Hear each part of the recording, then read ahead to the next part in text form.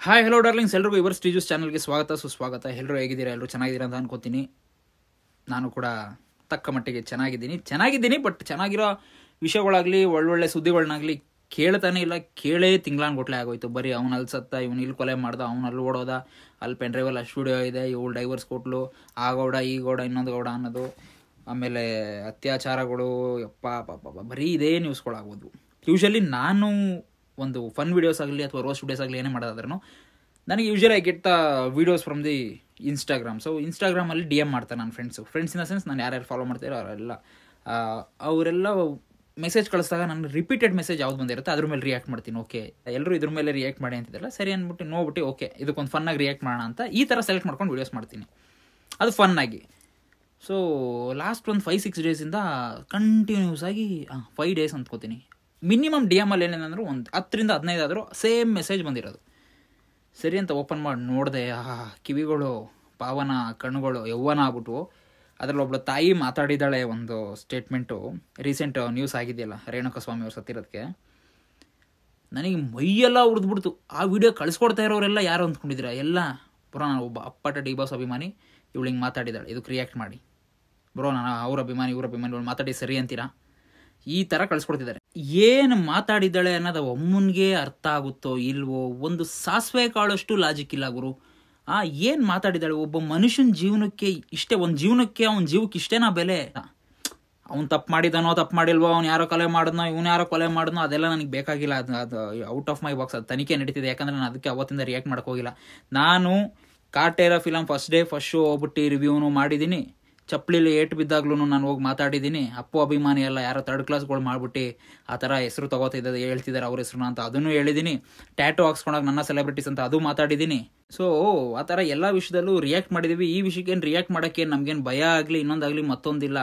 ನಾವೇನೋ ಯಾರಿಗೋ ನಮ್ಮ ಸಾಮಾನು ವಿಡಿಯೋ ತೆಗೆದ್ಬಿಟ್ಟು ಯಾರಿಗೋ ಕಳಿಸಿರೋದಾಗಲಿ, ಅವ್ರ ಮನೆಯವ್ರಿಗೆ ಅಥವಾ ನಮ್ಮ ಬಗ್ಗೆ ಅಶ್ಲೀಲವಾಗಿ ಏನೋ ಕಳಿಸಿರೋದಾಗಲಿ, ಅಶ್ಲೀಲವಾಗಿ ಬೈದಿರೋದಾಗಲಿ ನಾವೇನು ಮಾಡೋಕ್ಕೆ ಹೋಗಿಲ್ಲ. ನಾವೇ ಪಬ್ಲಿಕ್ ವಾಯ್ಸ್ ಆಫ್ ಸ್ಪೀಚ್ ಆಗಿ ನಾವು ಏನು ಹೇಳ್ಬೋದು ಅದನ್ನ ಹೇಳ್ಬೋದು. ನಮಗೇನು ಭಯಗೆ ಅನ್ನೋದೇನಿಲ್ಲ. ಏನಾದರೂ ತನಿಖೆ ಮಾಡ್ತಿದ್ದಾರೆ, ಅಷ್ಟು ಸ್ಟ್ರಿಕ್ಟಾಗಿ ಪೊಲೀಸವ್ರು ಮಾಡ್ತಿದ್ದಾರೆ. ಸೊ ನಾವು ನಮ್ಗೆ ಅರ್ಧಂಬರ್ಧ ಅಂತ ಹೇಳ್ಕೊಂಡು ಅರ್ಧ ಬಂದಿರ ಮಡಿಕೆ ಥರ ಹೋಗ್ಬಿಟ್ಟು ಕಮೆಂಟ್ ಪಾಸ್ ಮಾಡೋದಾಗಲಿ ಅಥವಾ ಸುಮ್ಮನೆ ನಮ್ಮ ಪಾಯಿಂಟ್ ಆಫ್ ವ್ಯೂ ಅಲ್ಲಿ ನಾವೇ ಒಂದು ಇನ್ವೆಸ್ಟಿಗೇಟ್ ಮಾಡ್ತಾ ಇದ್ದೀವಿ ಅಂತ ಅಂದ್ಬಿಟ್ಟು ಅದು ನಮ್ಮ ರೀತಿಯಲ್ಲಿ ನಮ್ಮ ಯೂಟ್ಯೂಬ್ ಚಾನಲಲ್ಲಿ ಏನೋ ಹೇಳೋಕೆ ನನಗೆ ಇಷ್ಟ ಇಲ್ಲದಿರೋ ಕಾರಣಕ್ಕೆ ನಾನು ಮಾಡಿಲ್ಲ ಅಷ್ಟೇ ವಿಡಿಯೋ.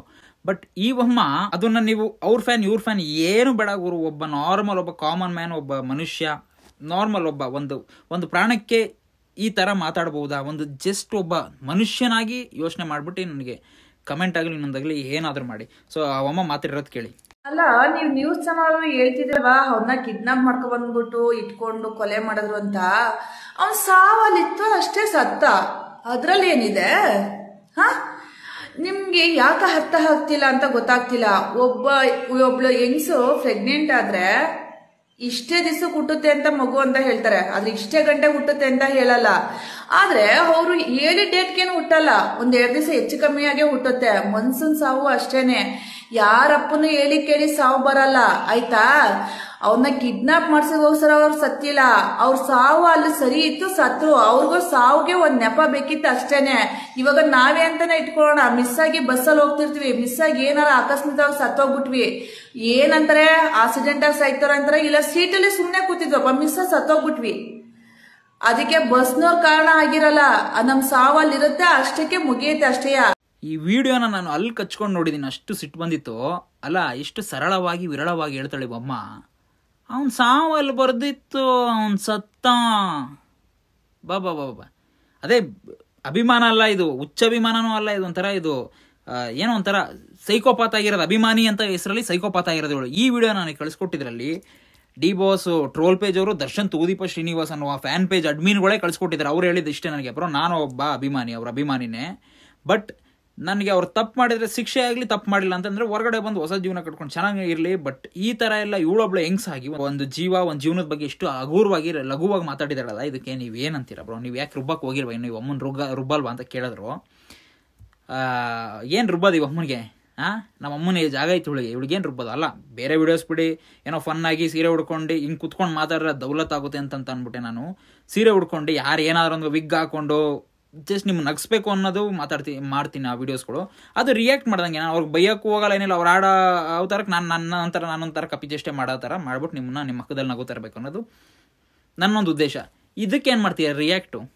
ಈ ಥರದಕ್ಕೆ ಎಷ್ಟು ಲಘುವಾಗಿ ಹೇಳ್ತಾಳೆ. ಅವನು ಸತ್ತ, ಹುಟ್ಸೋದು ಹಿಂಗೆ ಇಂಥ ಟೈಮಲ್ಲಿ ಹುಡ್ತಾರೆ ಅಂತ ಗೊತ್ತಿರುತ್ತೆ, ಸಾವು ಯಾರಿಗೆ ಗೊತ್ತಿರುತ್ತೆ? ಹುಟ್ಸೋದು ತಾಯಿಗೆ ಮಾತ್ರ ಇದೆ ಹಕ್ಕು, ಆಯ್ತಾ? ತಾಯಿ ಅನ್ನೋ ಜೀವಕ್ಕೆ ಮಾತ್ರ ಇರೋ ಹಕ್ಕು, ಆದರೆ ಜೀವ ತೆಗಿಯೋಕೆ ಯಾವನ ಕೈಲೂ ಹಕ್ಕಿಲ್ಲ. ಆಮೇಲೆ ಕಿಡ್ನಾಪ್ ಮಾಡಿದ್ರು ಅಂತ ಅಂತಿರಲ್ಲ, ಅದು ಮಾಡೋದು ಅಂತಿರಲ್ಲ, ಯಾರು ಹೇಳಿದ್ದು ನಿಮ್ಗೆ? ಅವ್ರು ಹೇಳಿದ್ದು ಸರಿ, ಓಕೆ.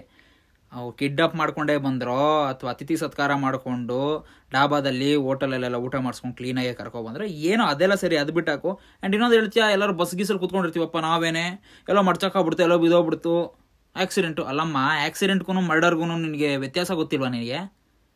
EMI ಮೇಲೆ ಒಂದು ಮೊಬೈಲ್ ತಗೊಂಡ್ಬಿಟ್ಟು, ಆ್ಯಂಡ್ರಾಯ್ಡ್ ಮೊಬೈಲ್ಗಳು ಕ್ಯಾಮ್ರಾ ಚೆನ್ನಾಗಿರೋದು, ಮಕ ಚೆನ್ನಾಗಿ ಕಾಣಿಸುತ್ತೆ ಅಂದ್ಬಿಟ್ಟು ಫಿಲ್ಟರ್ ಹಾಕೊಂಡು ಇನ್ನೊಂದು ಸ್ವಲ್ಪ ಎಕ್ಸ್ಟ್ರಾ ಆ್ಯಡೆಡ್ ಮಸಾಲ ಥರ ಮಾಡ್ಕೊಂಬಿಟ್ಟು ನೀವು ವೀಡಿಯೋ ಮಾಡಿಬಿಟ್ಬಿಟ್ರೆ ಎಲ್ಲ ಅಕ್ಸೆಪ್ಟ್ ಮಾಡ್ತಾರೆ ಅಂದ್ಕೊಂಡಿದ್ದಾರೆ ಜನ. ಹಾಂ, ನನಗೆ ಖುಷಿಯಾಗಿದ್ದೇನು ಅಂತಂದರೆ, ಇದನ್ನು ಸ್ವಲ್ಪ ಜನ ದರ್ಶನ್ ಅವ್ರ ಅಭಿಮಾನಿಗಳು ಕಳಿಸ್ಕೊಟ್ಟಿದ್ದಾರೆ ಈ ವಿಡಿಯೋನ. ಅವರು ಮೆಚೂರ್ಡ್ ಫ್ಯಾನ್ಸ್. ಅಂದರೆ ತಪ್ಪು ಮಾಡಿದಾಗ ತಿತ್ಕೋಬೇಕು, ಇಲ್ಲ ಇವ್ರಿಗೆ ಕಾನೂನು ಪ್ರಕಾರ ಆಗ್ಬೇಕು ಶಿಕ್ಷೆ. ತಪ್ಪು ಮಾಡಿದ್ರೆ ಹೊರಗಡೆ ಬರಲಿ, ನಮ್ಮಷ್ಟು ಹೆಮ್ಮೆ ಪಡೋರು, ನಮ್ಮಷ್ಟು ಖುಷಿ ಪಡೋರು ಯಾರಿಲ್ಲ.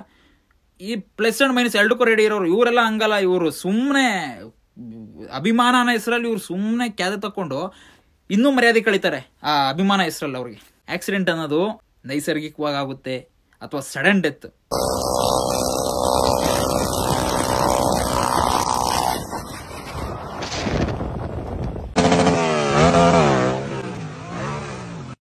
ನೋಡಿದನವಾ, ಇದಕ್ಕೆ ನಮ್ಮ ಕಡೆ ಆಕ್ಸಿಡೆಂಟ್ ಅಂತ ಅನ್ನೋದು. ಇದಕ್ಕೆ ಸುಮ್ಮನೆ ಒಂದೇ ಚಕ್ರದಲ್ಲಿ ಎತ್ಬಿಟ್ಟು ಬಿದ್ದು ಹಿಂದೆ ಇರೋರ್ನ ಬೀಳಿಸಿ ಪಕ್ಕದಲ್ಲಿ ಹೋಗ್ತಿರೋರ್ಗೆ ಗಾಡಿ ನೆಟ್ಬಿಟ್ಟು ಅವನು ಸಹಾಯ ಮಾಡಿ ಇವನು ಸತ್ತಿ ಕೊಟ್ಟಕ್ಕೆ ಅನ್ನೋರಿಗೆ ಈ ಥರದ್ದು 2-3 ಥರ ವಿಧಗಳವೆ ಆಕ್ಸಿಡೆಂಟಲ್ಲಿ. ಇದಕ್ಕೆ ಆಕ್ಸಿಡೆಂಟ್ ಅಂತ ಅನ್ನೋದು. ಒಬ್ಬನಿಗೆ 10-15 ಜನ ದನಕ್ಕೆ ಕೊಡ್ದಂಗೆ ಹೊಡೆದು, ದನಕ್ಕೂ ಹೊಡೆಯಲ್ಲ ಬಿಡಿ ನಮ್ಮ ಕಡೆ. ನಾವು ದನಕ್ಕೂ ಹೊಡೆದಿಲ್ಲ, ನಾನು ನಮ್ಮ ಜೀವನದಲ್ಲಿ ದನಕ್ಕೂ ಒಂದೇಟು ಹೊಡೆದಿಲ್ಲ ನಾನು. ಹಂಗೆ ಹೊಡೆದು ಸ್ಕ್ರ್ಯಾಪ್ ಮಾಡಿ ಮೋರಿ ಪಕ್ಕದಲ್ಲಿ ಎಸ್ತಿ ಅಥವಾ ಯಾವುದೋ ಗೋಮಾಳ ಜಮೀನಲ್ಲಿ ಎಸ್ತೋಗೋದಕ್ಕೆ ನಾವು ಆಕ್ಸಿಡೆಂಟ್ ಅಂತ ಅನ್ನಲ್ಲ, ಮರ್ಡರ್, ಬ್ರೂಟಲ್ ಮರ್ಡರ್ ಅಂತ ಅಂತೀವಿ. ನಾಳೆ ದಿವಸ ನೀನು ಗೊಟ್ಟಕ್ಕಂತ ಅಂದ್ರೂ ನಿನಗೆ ಹೇಳ್ತಿರೋದು, ಮಾಡಿದ್ಯಲ್ಲ ನೀನು ವಿಡಿಯೋನ, ಅಯ್ಯೋ ಪಾಪ ಓದ್ಲಲ್ಲಪ್ಪ ಈ ಅಮ್ಮ ಅಂತ ಅನ್ಬೇಕೇ ಹೊರ್ತು ಇದ್ಲೋ ಓದ್ಲೋ ಇವಳು ಭೂಮಿಗೆ ಬಾರ ದೇಶಕ್ಕೆ ಹೊರೆ ಅನ್ನೋ ಥರ ಇರಬಾರ್ದು. 4 ಜನ ಕಣ್ಣಲ್ಲಿ ಅಳದೇ ಹೋಗಿ ಪರವಾಗಿಲ್ಲ, ಅಯ್ಯೋ ಪಾಪ ಅನ್ನೋ ಥರ ಇರಬೇಕು. ಆ ಥರ ನಿನ್ನ ಈ ವಿಡಿಯೋ ನೋಡಿದ್ರೆ ನಿನ್ನ ಮಾತು ಕೇಳಿದ್ರೆ ದೇವರಾಣೆ ಬಂದ ಅಲ್ಲ ಕಾಯ್ಸ್, ನಿಜವಾಗ್ಲೂ ಈ ಥರ ಅಭಿಮಾನ. ಅವನಿಗೆ ಸತ್ತರೆ ಸಾಯ್ಲಿ, ಇವ್ರು ಮಾಡಿದ್ದೆ ಸರಿ, ಅವ್ರು ಮಾಡಿದ್ದೆ ಸರಿ. ನಾನು ಯಾರು ಸರಿ ಯಾರು ತಪ್ಪು ಅಂತ ಹೇಳ್ತಿಲ್ಲ, ಬಟ್ ಒಂದು ಜೀವಕ್ಕೆ ಇಷ್ಟೇ ನಾ ಬೆಲೆ ಕೊಡೋದು ನೀವು. ಅಲ್ಲ, ನಮ್ಮನೆ ಪ್ರಾಬ್ಲಮ್ಗಳೇ ಅಷ್ಟು ಇಟ್ಕೊಂಡು ನೀನು ಅವನ ಜೊತೆ ಸೇರ್ಬಾರ್ದಾಯ್ತು, ನೀನು ಇವಳ ಲೈಫಲ್ಲಿ ಬರಬಾರ್ದಾಯ್ತು, ನೀನು ಅವನ ಲೈಫಲ್ಲಿ ಬರಬಾರ್ದಾಗಿತ್ತು, ನೀನು ಅವ್ರ ಜೊತೆ ಇರಬಾರ್ದಾಗಿತ್ತು, ನೀನು ಹಿಂಗೆ ಬಾ. ಯಾಕೆ ಬೇರೆಯವ್ರ ಜೀವನಕ್ಕೆ ನಾವು ಇಂಟರ್ಫಿಯರ್ ಆಗಿ ಅವ್ರಿಗೆ ಬೋಧನೆ ಮಾಡ್ಬೇಕು? ನಾವು ನಮ್ಮ ಅಪ್ಪ ಅಮ್ಮನ ಚೆನ್ನಾಗಿ ನೋಡ್ಕೊಳ್ಳೋದ್ರಲ್ಲಿ ನಮ್ಗಿನ್ನೂ ಯಶಸ್ಸು ಕಂಡಿಲ್ಲ, ಓಕೆ. ಬಟ್ ಫಿಲಮಲ್ಲಿ ಏನಾದರೂ ಕಲಿ ಅಂತಿದ್ರೆ ಕಲಿ, ಇಲ್ಲ ನೋಡ್ಬಿಟ್ಟು 3 ಅವರ್ ಟೈಮ್ ಪಾಸ್ ಮಾಡ್ಕೊ ಬಂದಪ್ಪ ಬೋರು ಮನೇಲಿ. ಈ ಆ್ಯಟಿಟ್ಯೂಡ್ ಇಟ್ಕೊಳ್ಳಿ. ಪರ್ಸ್ನಲ್ ಲೈಫ್ ಅವ್ರಿಗೆ ಯಾಕೆ ಹೋಗ್ತೀರಾ? ಈಗ ನಮ್ಮಪ್ಪ ಅಮ್ಮದಿರ ಅನಾಥರ ಆದರೆ ಯಾರು ನೋಡ್ಕೋತಾರೆ? ಯಾರೋ ಒಬ್ಬ ಹಂಗಾದ ಅಂತ ಅಂದ್ಬಿಟ್ಟು ಯಾರೋ ಒಬ್ರು ಹೋಗ್ಬಿಟ್ಟು ಸಹಾಯ ಮಾಡ್ಬೋದು, ಇಷ್ಟು ದೇಣಿಗೆ ಅಂತ ಕೊಡ್ಬೋದು. ಅಥವಾ ಒಂದು ಯೂಟ್ಯೂಬರ್ಸ್ ಎಲ್ಲ ಹಾಕ್ಬಿಟ್ಟು, ಇನ್ಫ್ಲುಯೆನ್ಸರ್ಸ್ ಎಲ್ಲ ಹಾಕ್ಬಿಟ್ಟು ಸ್ಕ್ಯಾನರ್ ಹಾಕ್ಬಿಟ್ಟು ಇದಕ್ಕೆ ನಂಬರ್ ಹಾಕಿ ಈ ರೇಣುಕಾ ಸ್ವಾಮಿ ಅವ್ರ ಮನೆಗೆ ಅದು ಮಾಡಿ ಇದು ಮಾಡಿ ಸಹಾಯ ಮಾಡಿ ಅಂತ ಮಾಡಿ ಒಳ್ಳೇದು. ಬಟ್ ಹಿಂಗಾಗಿರೋದಕ್ಕೆ ನಮ್ಮ ಜೀವನದಲ್ಲಿ ಆದರೆ ಯಾರು ಬರ್ತಾರೆ? ಅಂದರೆ ನಮ್ಮ ಜೀವನದಲ್ಲಿ ನಮ್ದೇನಾದ್ರು ಒಂದು ಟ್ರ್ಯಾಜಿಡಿ ಆದರೆ ನಮ್ಮ ಅಪ್ಪ ಅಮ್ಮಗೆ ಯಾರು ನೋಡ್ಕೊಳಕ್ಕೆ ಬರ್ತಾರೆ? ಸೊ ಎಸ್, ಆ ಥರ ನಮ್ಮ ತಂದೆ ತಾಯಿ ಸಫರ್ ಪಡಬಾರ್ದು ಅಂತಂದರೆ ನಿಜವಾಗ್ಲೂ ಹೇಳ್ತಾ ಇದ್ದೀನಿ, ಒಂದು ಟರ್ಮ್ ಇನ್ಶೂರೆನ್ಸ್ ಮಾಡಿಸ್ಕೊಳ್ಳೋದರಲ್ಲಿ ನಿಜವಾಗ್ಲೂ ಒಂದು ಬೆಸ್ಟ್ ಕೆಲಸ ಅಂತ ಹೇಳ್ಬೋದು. ನಾನು ನಿಮಗೆ ಇನ್ಫ್ಲುಯೆನ್ಸ್ ಮಾಡ್ತಾ ಇದ್ದೀನಿ ಅಂತನೋ ಅಥವಾ ಏನೋ ಫೋರ್ಸ್ ಮಾಡ್ತಾ ಇದ್ದೀನಿ ಅಂತನೋ ಅಂದ್ಕೊಳಕ್ಕೆ ಹೋಗ್ಬೇಡಿ. ಬಿಕಾಸ್ ನಾನಿರೋ ವಾಸ್ತವನ ಹೇಳ್ತಾ ಇದ್ದೀನಿ as per my knowledge. Because ಇವತ್ತು ಹೆಂಗಿರ್ತೀವಿ, ನಾಳೆ ಇರ್ತೀವೋ ಇರಲ್ವೋ ಅನ್ನೋದು ನಮಗೆ ಗೊತ್ತಿಲ್ಲ. ನಮ್ಮ ಲೈಫ್ ಹೆಂಗಿರುತ್ತೆ ಅಂತ ನಾವು ಪ್ರಿಡಿಕ್ಟ್ ಮಾಡೋಕ್ಕೆ ಆಗಲ್ಲ. ಬಟ್ ನಾವು ಹೋದ್ಮೇಲೂ ನಮ್ಮ ತಂದೆ ತಾಯಿಯವರು, ನಮ್ಮ ಮನೆಯವರು ಫೈನಾನ್ಷಿಯಲಿ ಕುಗ್ಬಾರ್ದು, ಬರ್ಡನ್ ಆಗಬಾರ್ದು, ಸಫರ್ ಆಗಬಾರ್ದು ಅಂತ ಅಂದರೆ ಟರ್ಮ್ ಇನ್ಶೂರೆನ್ಸ್ನ ತೊಗೊಳ್ಳೋದ್ರಲ್ಲಿ ತಪ್ಪು ಅಂತಲ್ಲ, ತೊಗೊಂಡ್ಲೇಬೇಕು ಅಂತ ನಾನು ಹೇಳ್ತೀನಿ. Because for better future.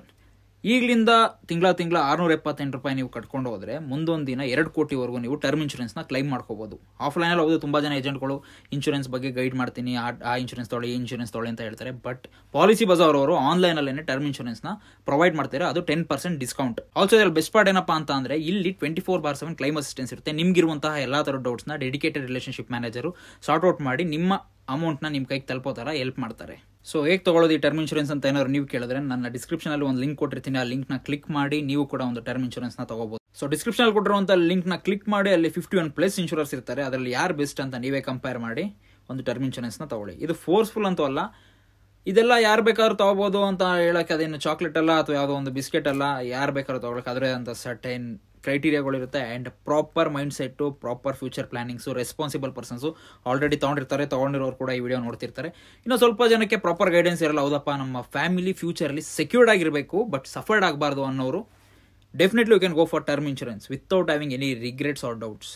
ಖಂಡಿತವಾಗ್ಲೂ ಹೋಗ್ಬೋದು ಅಂತ ಹೇಳ್ತಾ, ಈ ಥರ ಸ್ಟೇಟ್ಮೆಂಟ್ಸ್ಗಳನ್ನ ಪಾಸ್ ಮಾಡೋವಂತಹ ಕ್ರಿಮಿಕೀಟಗಳು ಸಮಾಜದಲ್ಲಿ ಇರೋವರೆಗೂ ಅವ್ನು ಸತ್ತರೆ ಸತ್ತ, ಅದರಲ್ಲೇನಿದೆ, ಅವನು ಹೋದ ನಮಗೇನು ಅನ್ನೋ ಈ ಮನಸ್ಥಿತಿ ಇರುವಂತಹ ಕ್ರಿಮಿಕೀಟಗಳು ಇರೋವರೆಗೂ ಮನುಷ್ಯನಿಗೆ, ಮನುಷ್ಯತ್ವಕ್ಕೆ, ಮಾನವ ಕುಲಕ್ಕೆ ಒಂದು ಕಪ್ಪು ಕಳಂಕ ಅಂತ ಹೇಳ್ತಾ, ಪ್ರತಿಯೊಬ್ಬರು ನೆಮ್ಮದಿಯಾಗಿ ಜೀವನ ಮಾಡಿ ಬೇರೆಯವ್ರಿಗೂ ಜೀವಿಸಲು ಬಿಡಿ ಅಂತ ಹೇಳ್ತಾ ಈ ವಿಡಿಯೋನ ಮುಗಿಸ್ತಾ ಇದ್ದೀನಿ.